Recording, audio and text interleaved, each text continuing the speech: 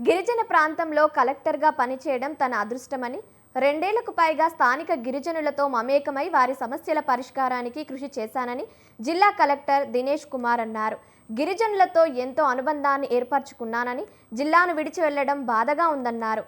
APIIC ఎండీగా బదిలీపై వెళ్తున్న collector Dinesh కుమార్కు నిన్న collectorate కార్యాలయ సమావేశ మందిరంలో జిల్లా అధికారులు ఘనంగా ఆత్మీయ వీడ్కోలు కార్యక్రమాన్ని నిర్వహించారు.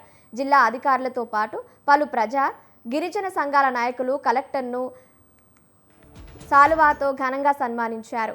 అంతకుముందు పట్టణంలోని పాత బస్టాండ్, అంబేద్కర్ సెంటర్ నుంచి cinema hall centre, RTC complex, తలారిసింగ్ జంక్షన్ మీదుగా కలెక్టరేట్ వరకు సుమారు 2 కిలోమీటర్ల మేర కలెక్టర్కు వీడ్కోలు పలుకుతూ భారీ ర్యాలీ నిర్వహించారు.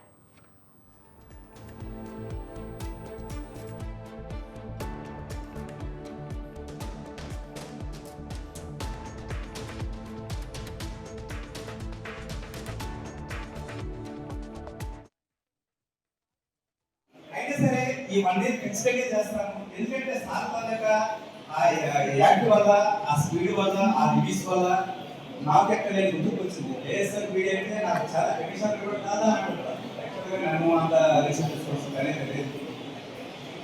లాస్ట్గా ఎవరికి రావు.